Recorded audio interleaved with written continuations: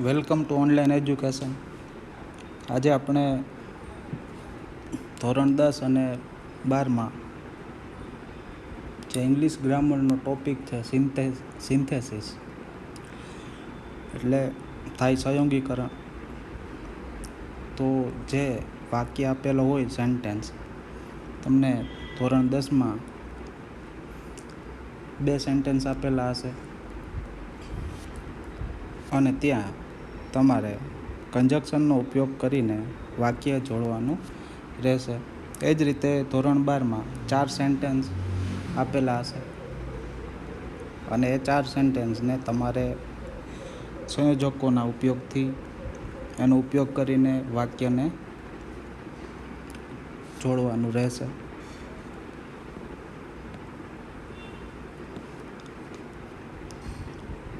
તો આપણે જે કંજક્શન શીખવાના છે એનો ઉપયોગ કરીને આપણે જે વાક્ય હોય એ 2 વાક્યને જોડશું. તો સંયોગીકરણનો અર્થ શું થાય? Meaning of synthesis.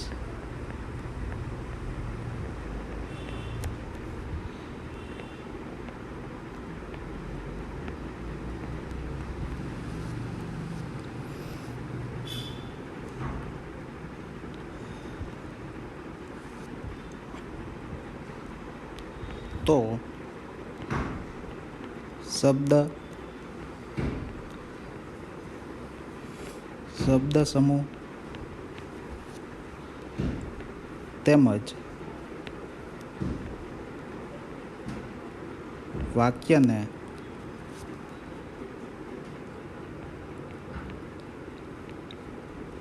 સંયોજકથી જોડવાની ક્રિયાને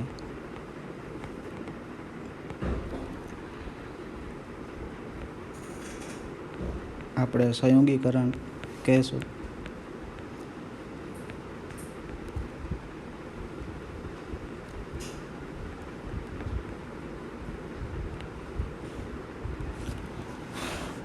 તો સિન્થેસિસ ટોપિકમાં તમારે 2 વાક્યને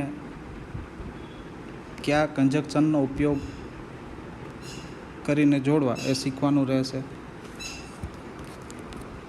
તો એમાં ઘણા બધા કંજક્શન આવશે. But, yet, still, though, although, even though, however, as, because.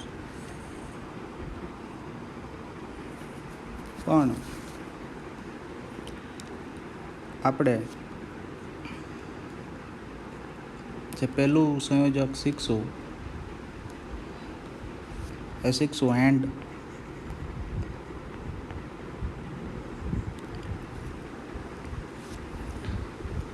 તો એનો મિનિંગ થશે, એટલે કે એનું ગુજરાતી અને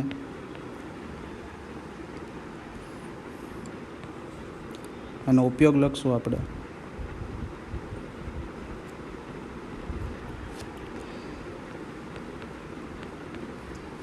તો 2 વસ્તુને દર્શાવવી હોય, 2 વ્યક્તિને દર્શાવવો હોય,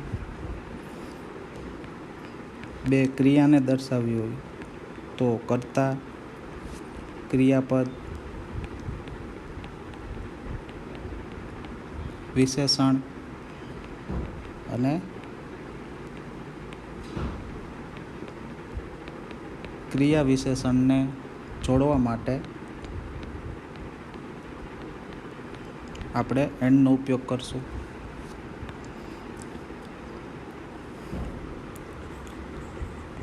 ફોર એક્ઝામ્પલ,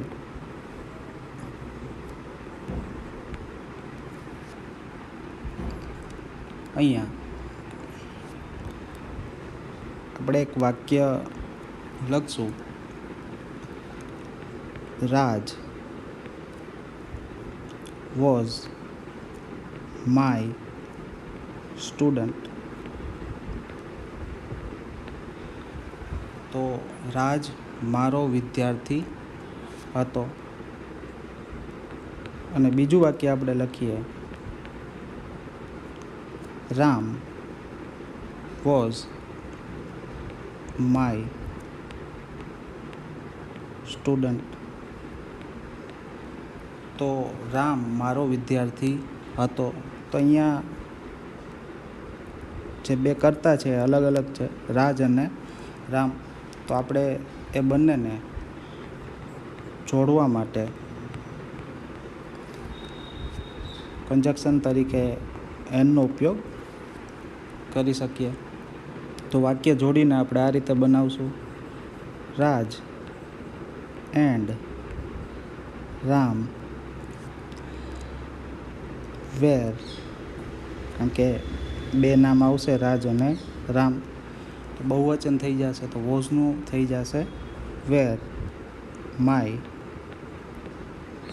સ્ટુડન્ટ.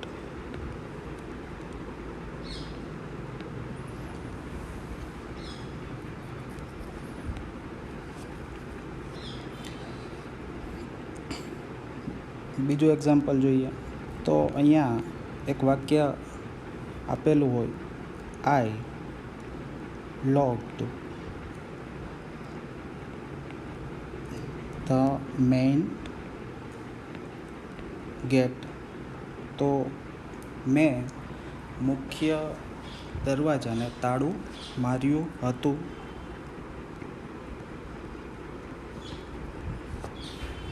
અને અહીંયા પછીની જે ક્રિયા હતી એ હતી આઈ વેન્ટ આઉટ. હું બહાર ગયો હતો. તો અહીંયા જે બે ક્રિયા છે એને જોડવા માટે આપણે એન્ડનો ઉપયોગ કરી શકીએ. તો એના આન્સરમાં આપણે લખી શકીએ: આઈ locked the main gate and અને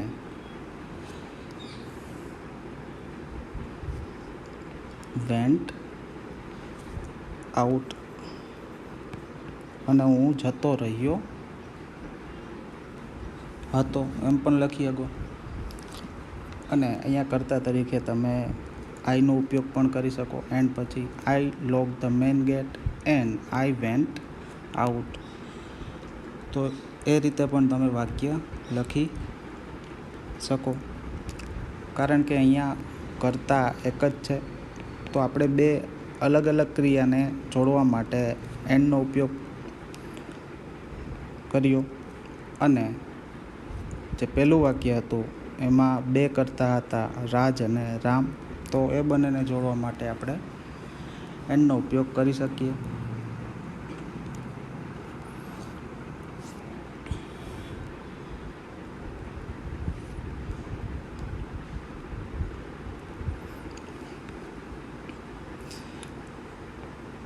ત્રીજું એક્ઝામ્પલ જોઈએ.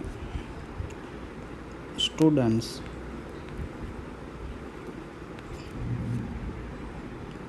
R hard working. તો વિદ્યાર્થીઓ છે એ સખત મહેનતુ છે. તો એક વાક્ય એવું આપેલું છે. એન્ડ બીજું વાક્ય આપેલું છે ધે આર ક્લેવર. અને તેઓ હોશિયાર છે. તો આ વાક્યને આપણે એન્ડથી જોડી શકીએ. તો અહીંયા સ્ટુડન્ટ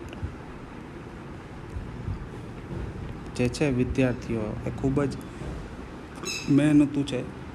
તો વિદ્યાર્થીઓની વાત છે અને વિદ્યાર્થીઓ મહેનતુ છે. અને પાછા વિદ્યાર્થીઓ એ ક્લેવર પણ છે, એટલે કે હોશિયાર પણ છે. તો આપણે અહીંયા હાર્ડ વર્કિંગ અને ક્લેવર જે બે વિશેષણ છે એ સ્ટુડન્ટ માટે યુઝ કરેલા છે. તો એ બે વિશેષણોને જોડવા માટે પણ આપણે એન્ડનો ઉપયોગ કરી શકીએ.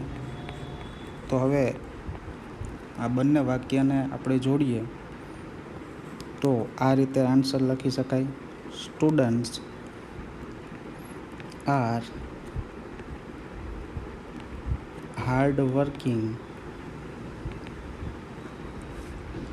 And clever. તો વિદ્યાર્થીઓ કેવા છે? મહેનતુ અને હોશિયાર છે. તો આ એન્ડ છે, એકદમ સિમ્પલ જ છે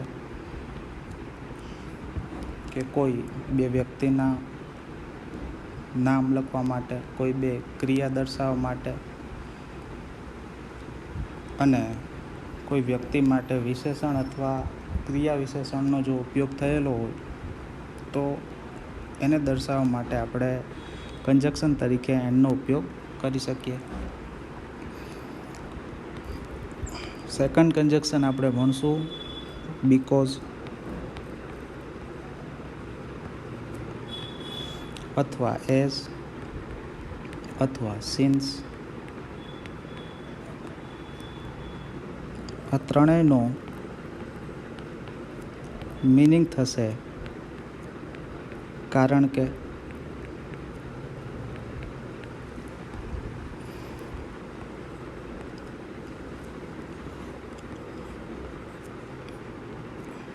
અને એનો ઉપયોગ થશે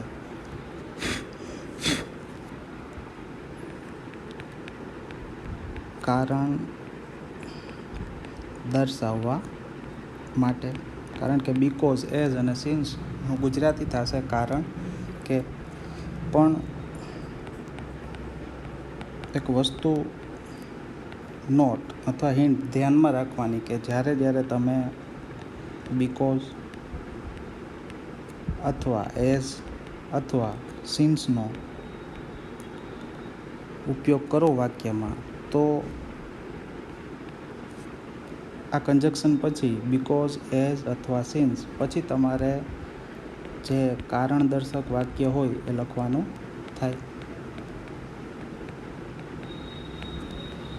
તો આપણે એને ઉદાહરણ દ્વારા સમજીએ.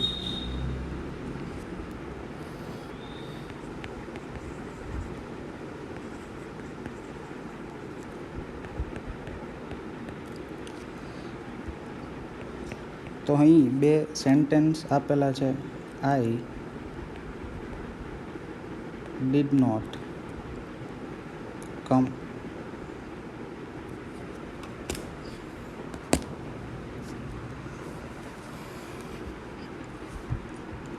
અને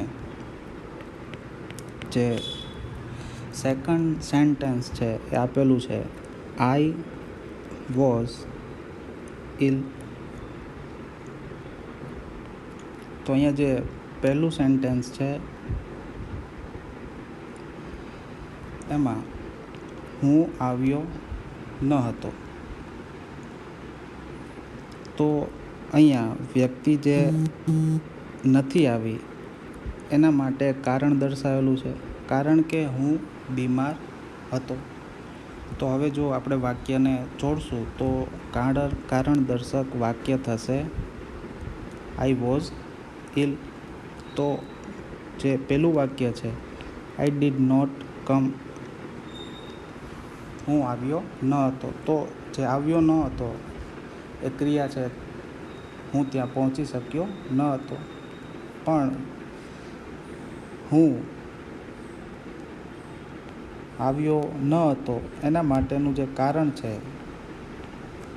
એ છે હું બીમાર હતો એટલા માટે. તો જે સેકન્ડ સેન્ટેન્સ છે એ આપણું થશે કારણ દર્શક વાક્ય. તો આ બે સેન્ટેન્સને જો આપણે કંજક્શનનો ઉપયોગ કરીને જોડીએ તો આપણે આ રીતે લખી શકીએ. I did not come because I was ill. તો હું આવી શક્યો ન હતો કારણ કે હું બીમાર હતો. તો અહીંયા તમે એઝનો ઉપયોગ કરશો તો પણ એ જ થશે. એઝ આઈ વોઝ ઇલ ગુજરાતી એ જ થશે કારણ કે હું બીમાર હતો. અહીંયા એઝના જગ્યાએ આપણે યુઝ કરી શકીએ સિન્સ આઈ વોઝ ઇલ. તો અહીંયા પણ કારણ જ દર્શાવશે કારણ કે હું બીમાર હતો. તો ત્રણેયમાંથી તમે ગમે તે એકનો ઉપયોગ કરી શકો અને એનો ત્રણેયનો ઉપયોગ સેમ જ છે.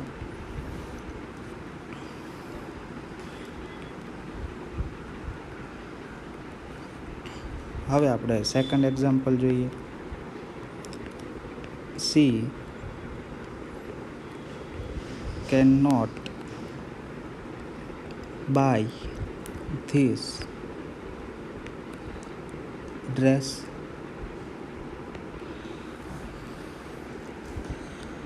તો અહીંયા જે સેન્ટેન્સ આપેલું છે એની અંદર લખેલું છે કે તેણી she can not buy this dress. તો તેણી આ ડ્રેસ ખરીદી શકતી નથી. તો એક સેન્ટેન્સ એ આપેલું છે અને second sentence she has no money. તો અહીંયા ડ્રેસ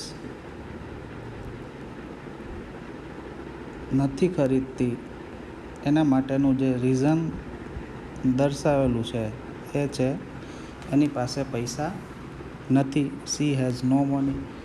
તો જે સેકન્ડ સેન્ટેન્સ છે એ આપણું કારણ દર્શક વાક્ય થશે. તો કારણ દર્શક વાક્યની આગળ આપણે બીકોઝ, એઝ અથવા સિન્સનો ઉપયોગ કરશું. સી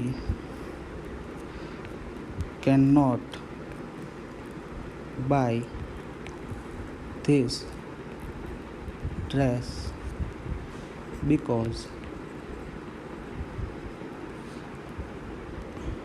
અથવા એઝ અથવા સિન્સ સી હેઝ નો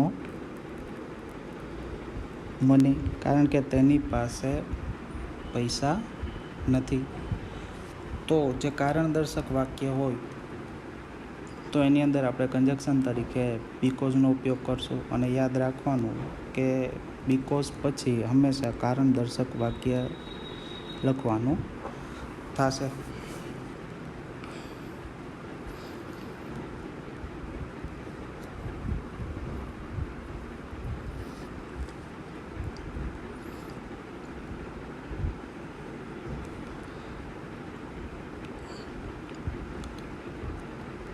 હવે આપણે ત્રીજા નંબરનું કંજક્શન શીખશું. બટ એટલે થશે કિંતુ, પરંતુ. એનું જેવો જ મિનિંગ થશે યેટ, અને એના જેવો જ મિનિંગ થશે સ્ટીલ.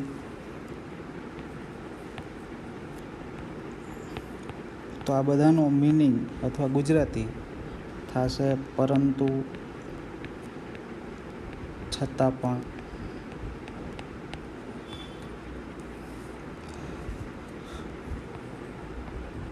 તો પરંતુ, છતાં પણ.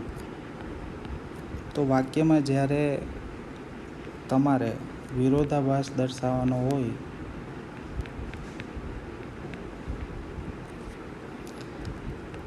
ત્યારે તમે બટ, યેટ અથવા સ્ટીલનો ઉપયોગ કરી શકો. ફોર એક્ઝામ્પલ,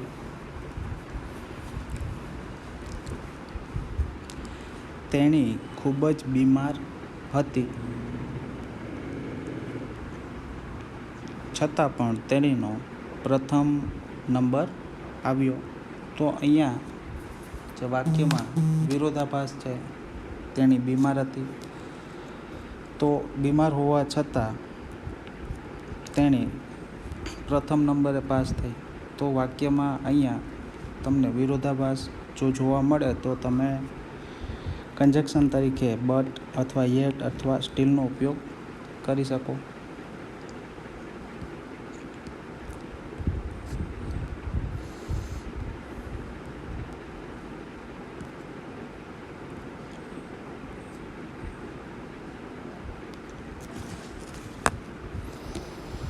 તો આપણે એના એક્ઝામ્પલ સમજી લઈએ.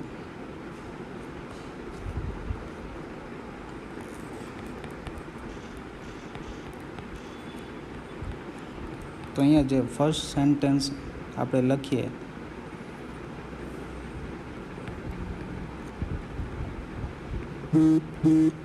લખીએ કે રાકેશ વર્ક હાર્ડ, તો રાકેશે સખત મહેનત કરી હતી. Second sentence, he could not earn money. તો પહેલું સેન્ટેન્સ જોઈએ તો રાકેશે મહેનત કરી હતી, અને સેકન્ડ સેન્ટેન્સમાં એનો મિનિંગ એમ થાય છે કે તે પૈસા કમાઈ શક્યો ન હતો. તો અહીંયા બંને વાક્યમાં વિરોધાભાસ છે. તો આપણે આ બંને વાક્યને આ રીતે જોડી શકીએ. Rakesh work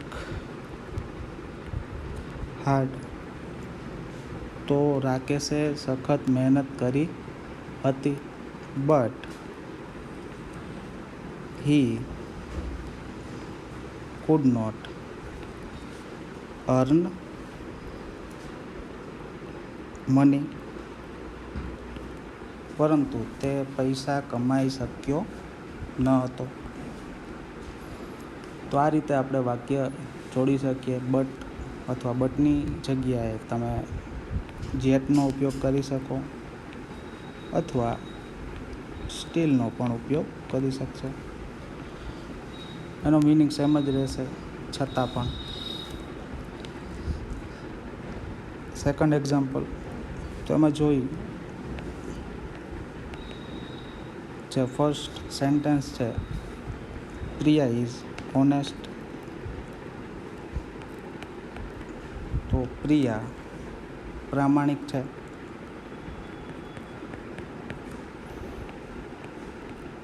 C tells a lie,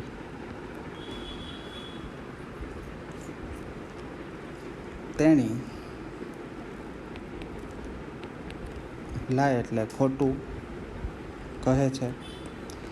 તો અહીંયા વાક્યમાં વિરોધાભાસ છે, કોન્ટ્રાસ્ટ છે કે પ્રિયા છે એ પ્રામાણિક છે, છતાં પણ તેણી જૂઠું બોલે છે. તો આ વાક્યને આપણે જોડીએ તો બટનો ઉપયોગ કરીને જોડી શકીએ, જેટનો ઉપયોગ કરીને જોડી શકીએ અને સ્ટીલનો ઉપયોગ કરીને જોડી શકીએ. તો આન્સર લખશું આપણે, Priya is honest but she tells a લાઈ.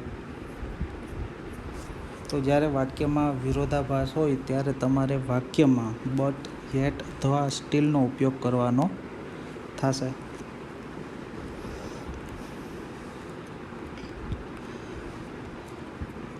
હવે એના પછી આપણે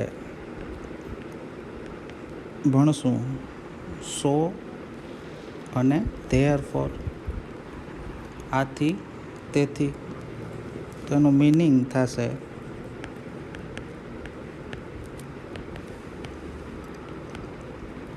આથી અથવા તેથી.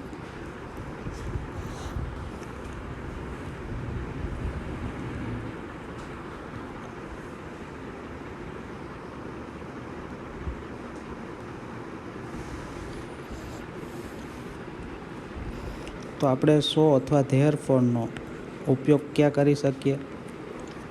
તો એનો યુઝ ક્યાં થશે? તો કોઈ પરિણામ દર્શક વાક્ય જો તમારે લખવાનું હોય ત્યારે સો અથવા ધેરફોરનો ઉપયોગ થાય. તો અહીંયા એક બાબત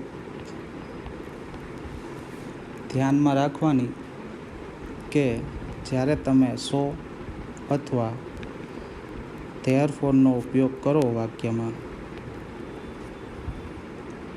ત્યારે સો અને ધેરફોર પછી આપણે જે વાક્ય પરિણામ દર્શક હોય એ લખવાનું થશે. રીઝન દર્શાવવા માટે બીકોઝ પછી કારણ દર્શક વાક્ય, તો એ જ રીતે પરિણામ દર્શાવવા માટે સો અથવા ધેરફોર પછી પરિણામ દર્શક વાક્ય લખવું પડે. તો આપણે એને એક એક્ઝામ્પલ દ્વારા સમજીએ.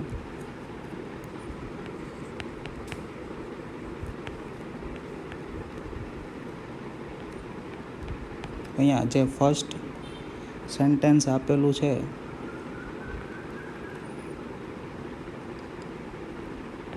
એ આ મુજબ છે: I wanted to earn money. તો હું પૈસા કમાવા માંગુ છું. તો અહીંયા જે વાક્યમાં એમ કહેલું છે કે I wanted to earn money, તો હું પૈસા કમાવા માંગતો હતો.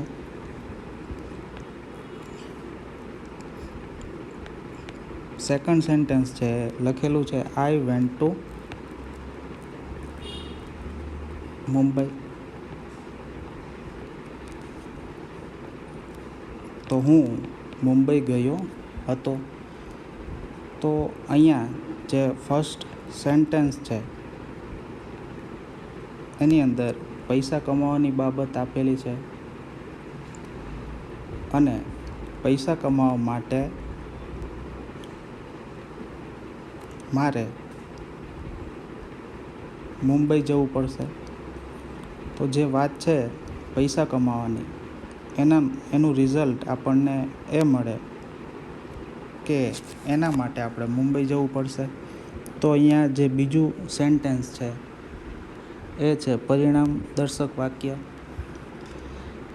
તો આ બંને વાક્યને જોડવા આપણે સો અથવા ધેરફોરનો ઉપયોગ કરશું. તો આ રીતે જોડી શકાય: I wanted to earn money. પછી કન્જક્શન તરીકે આપણે યુઝ કરશું સો અથવા ધેરફોર.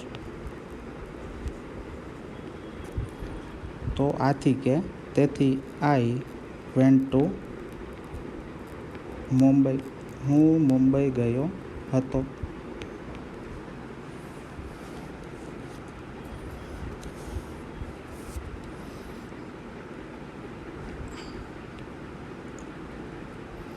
હજી એક એક્ઝામ્પલ જોઈએ. તો એની અંદર ફર્સ્ટ સેન્ટેન્સ આપેલું છે રામુ ઇઝ હેપી, અને second sentence he has won the race. તો રામુએ હેઝ વોન એટલે મેચ જીતી લીધી છે અને એના રિઝલ્ટ સ્વરૂપે રામુ ખુશ છે. તો અહીંયા જે ક્રિયા હતી એ રેસ જીતવાની હતી અને એનું રિઝલ્ટ એ મળ્યું કે એનાથી રામુ ખુશ છે. તો અહીંયા જે પરિણામ દર્શક વાક્ય છે એ છે સેન્ટેન્સ નંબર 1. તો આપણે પહેલા સેન્ટેન્સની આગળ સો અથવા ધેરફોરનો ઉપયોગ કરશું. તો આપણે આ રીતે વાક્યને જોડી શકીએ: Ramu has won the race, so અથવા ધેરફોર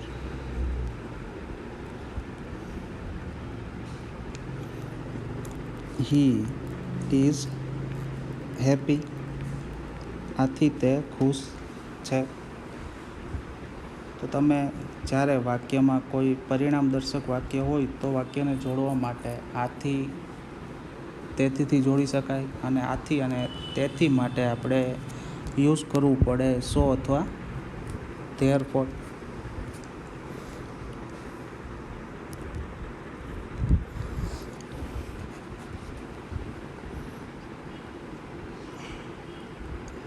હવે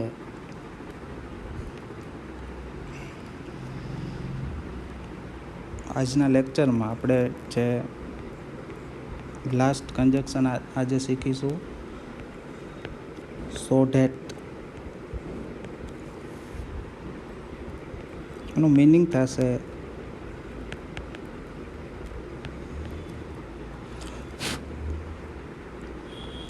જેથી કરીને.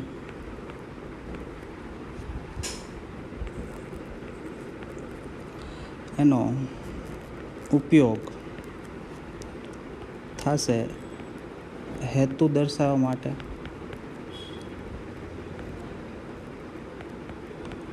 તો હેતુ દર્શાવવા માટે in order to, with view to, એનો પણ ઉપયોગ તમે કરી શકો. પણ એ આપણે અલગથી શીખશું. તો કોઈ હેતુ દર્શાવવું હોય તો આપણે ત્યારે વાક્યમાં સો ધેટનો ઉપયોગ કરી શકીએ. એને સમજવા માટે આપણે એક્ઝામ્પલ જોઈએ.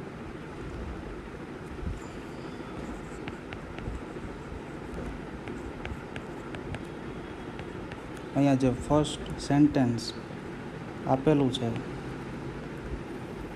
વી એટ ફૂડ,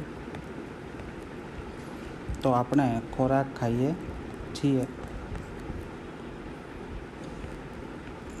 બીજું વાક્ય છે વી મે લીવ, આપણે જીવી શકીએ. તો અહીંયા જે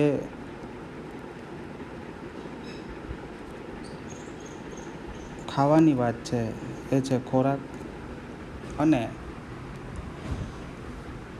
ખોરાક ખાવાનો આપણો હેતુ જીવવા માટે આપણે ખોરાક લેતા હોય, આપણે જમતા હોય.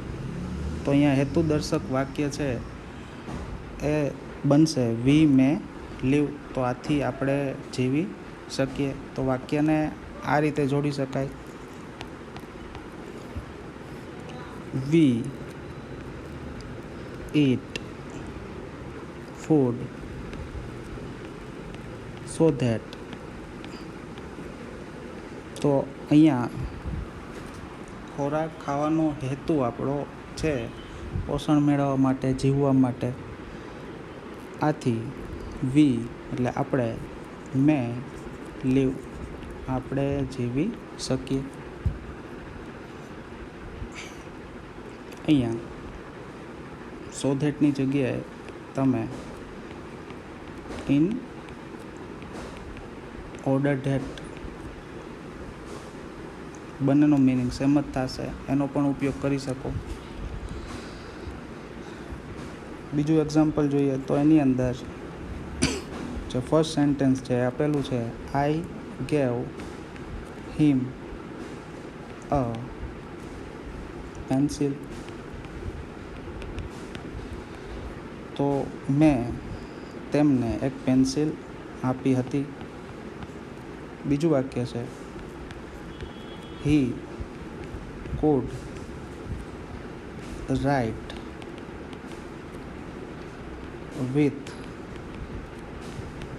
ઇટ, તે કુડ એટલે કરી શકે, રાઇટ એટલે લખવાની વાત છે, વિથ ઇટ તો ઇટ છે પેન્સિલ માટે યુઝ થયેલ છે, તો તેનાથી તે લખી શકે અથવા તેનો ઉપયોગ કરીને તે લખી શકે. તો અહીંયા જે વાક્ય છે આપણો પેન્સિલ દેવાનો હેતુ છે, તો આપણે પેન્સિલ શા માટે દઈએ, તો તે લખી શકે એટલા માટે આપણે એને પેન્સિલ આપશું. તો આપણો અહીંયા લખવાનો હેતુ છે. તો આપણે આન્સર આ રીતે લખશું, કારણ કે આપણે પેન્સિલ આપશું તો જ એ લખી શકશે. તો વાક્યને આ રીતે જોડી શકાય. I gave him a pencil in order that, અથવા સો ધેટ હી કે જેથી કરીને તે તેનાથી લખી શક્યો હોત. He could write with it. તો અહીંયા સો ધેટની જગ્યાએ તમે ઇન ઓર્ડર ધેટ એ પણ લખી શકો. તો જ્યારે તમારે વાક્યમાં હેતુદર્શક વાક્ય હોય એ હંમેશાને માટે